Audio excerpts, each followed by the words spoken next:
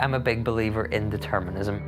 It makes sense to me in my life experience. Looking at the world, I'm like, it totally makes sense. A deterministic world principle totally makes sense. I would go one step beyond determinism in philosophical terms into what they call fatalism, which is not just that things are the way they are because they were the way they were, but that they must be the way they are because it's the only way they could have been. Johnny is a one-off, and I think pretty much anybody else who met Johnny would say that Johnny is a one-off. He's definitely a bit of a mad character.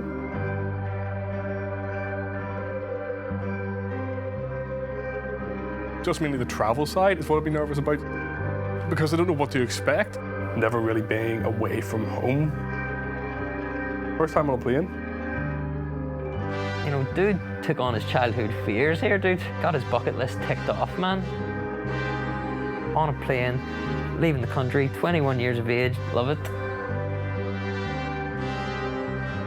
I've never really found a sport that I was like really passionately interested in, and then an ad popped up on Instagram one day saying that Belfast people try sumo, so I decided to follow the link and ended up meeting Johnny and the crew for Ireland Sumo. A month later, I turned around to the parents and I'm like, right, no, I'm going to compete in the British Championships here. Stepping on the plane for the first time, I was like, oh, this is fine. But then after we kind of took off, so I kind of realized, right, this is it. This is happening. I've got no way back. I'm going to fight here, no matter what. It's really cold, yeah. It's currently like minus something in the UK, -2 to -5. It's, as we would say in Ireland, Baltic. So today we're in Derby in the gym of Sumo Steve, and we're doing a coaching development day with the guys from the BSF, that's the British Sumo Federation clubs. This is where I first did sumo. I travelled over here last year to train with Steve and the boys right here. The gym is as cold as it looks, but that's part of the vibes. You got to be tough to do sumo. I had Norwegian land on my head. Oh, I missed a bit out of my lesson. What, landing on people's heads? No, rolling. What doesn't kill you makes you stronger, except gangrene of the toes. Yeah, so you see this hole here? Yeah. You put that end through there. And from this side? Back. Yeah, and then what'll happen is it'll form a series of like bows, basically. So Johnny started watching sumo probably about 6 months to a year before me. I'd seen him watching little bits and had sat down and watched a couple of matches. But I finally was just like, right, okay, I'm just going to sit down and watch this with you properly. Don't watch it without me. And I love it. I never really was into any sort of sports. I find most of them pretty dull. But sumo hits different. It's very fast-paced and exciting. So yeah, I love watching sumo as well. Everyone struggles with it the first time, their times. It's, on one hand, really, really brutal. But on the other hand, there is such a level of sportsmanship and respect. That was you. Sure? Yeah, he was unrecoverable. It doesn't feel the way other combat sports feel. My role as project manager of sorts could also, if you're going for the traditional term, I guess I would be the Okami of Belfast Sumo, which would generally be seen as sort of the stable mother. She's generally the coach's wife, and she looks after the boys. Obviously with Johnny and Matt, it's not exactly a mother figure, but they do need somebody there looking out for them and helping organise everything, because Johnny's a bit disorganised at times.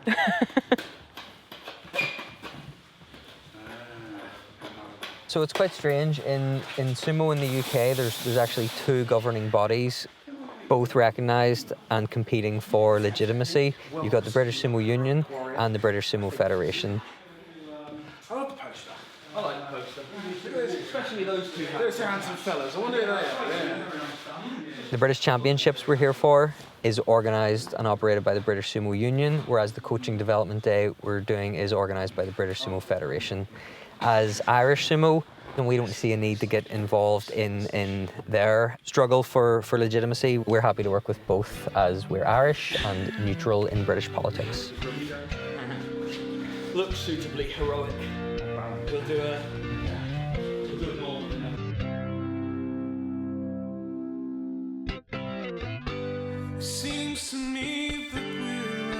Matt hasn't really found anything like this before that he's been so interested in. So I think even aside from the sumo of it, that's really important to Matt. And I think, you know, Johnny's obviously the one that's brought him into that and has shown him that, and I think he really appreciates it.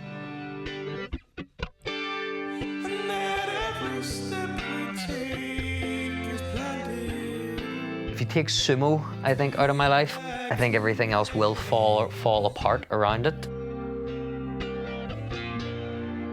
It's definitely a big piece of the puzzle, keeping whatever this project is together, you know?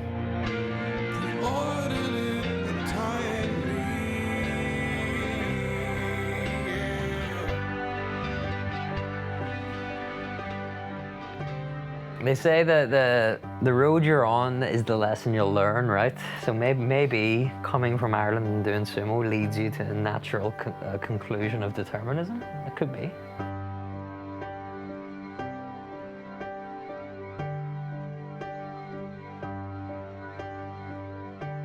If you're talking to a physicist about determinism, they're going to talk about atoms and molecules, with the main analogy usually being like a game of pool. Or billiards, right, where you do the break.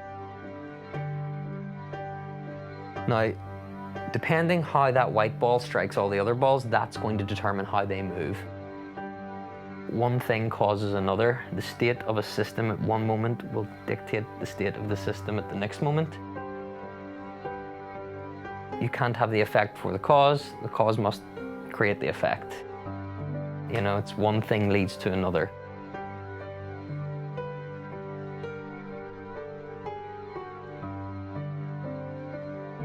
Today we're in Doncaster at the BSU British Championships. That's the British Sumo Union's British Championships. It's the national championships of sumo in Great Britain and the selection event for the World Championship team. So the BSU British Sumo Championships won't be recognised by the BSF, the British Sumo Federation. As far as I'm aware, they will hold or intend to hold their own British Championships, a second British Championships, which I also might compete in, who knows? For the first time in British sumo history, all 4 British nations are represented. Northern Ireland, Wales, England and Scotland are all here today. First time, so you guys are making history as well. Give them another clap.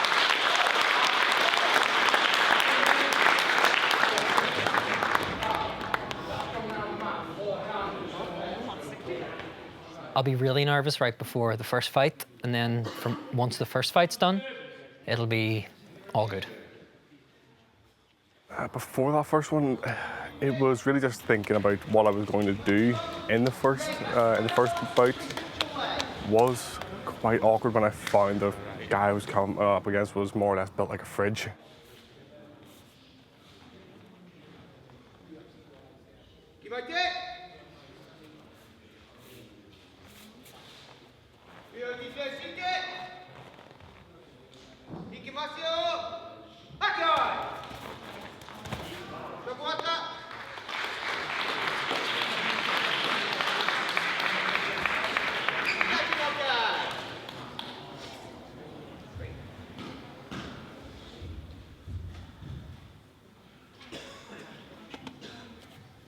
You can think you're the biggest badass in the world, right? You can do all the right things and then you go into that match and the guy kicks your ass anyway.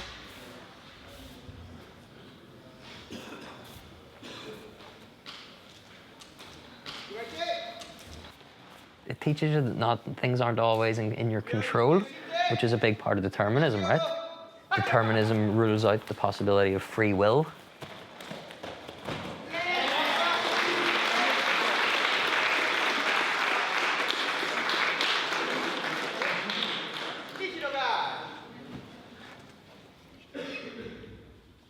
The next bout is Greg Swales, Matthew Wilson.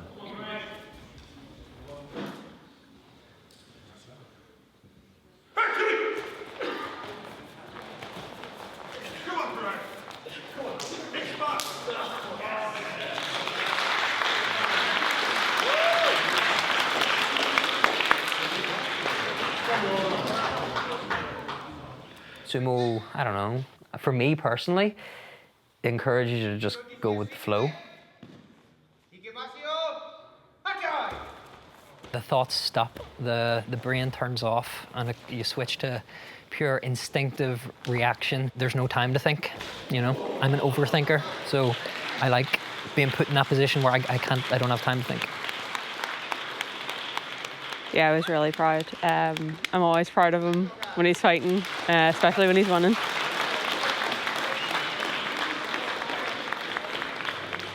That was beautiful. Yeah, bro. That was a beautiful fight.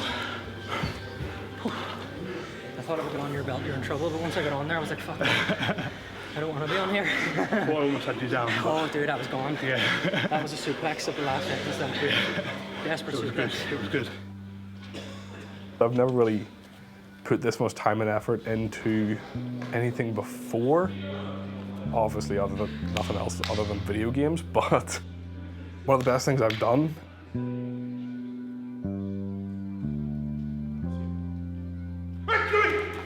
Stepping outside the comfort zone, I was like, you know what, I want to try and prove myself that I can do something like this, be an athlete of some sort.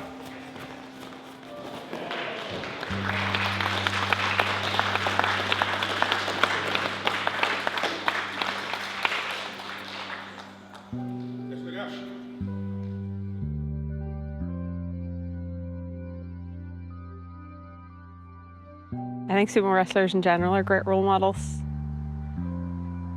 I think they're really great examples of non-toxic masculinity. They're very respectful and very sportsmanlike.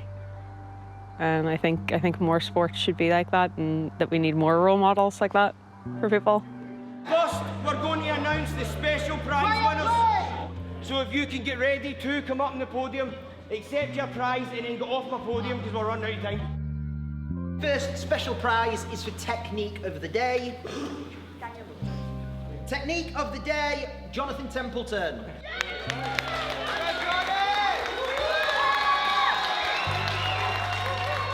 Well, it's the first time that I've been with him at any of the sumo events upon my final insistence, and I loved it.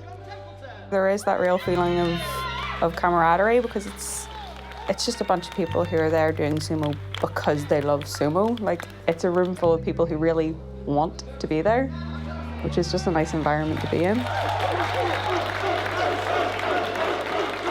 Coming over from Ireland, competing in the British Nationals, after training for 2 months and getting up on the podium was insane to me. I did say to Johnny I was hopefully coming over and coming home with a medal, if any, but lucky enough I won 2, one in the novice men's heavyweight and one in the novice men's openweight, both bronze.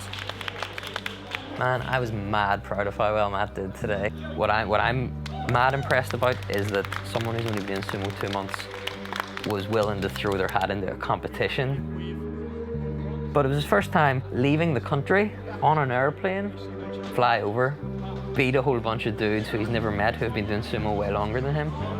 He was so chill about the whole thing, so cool. So yeah, I'm mad proud of Matt. That was an awesome display today of sumo, of just badassery.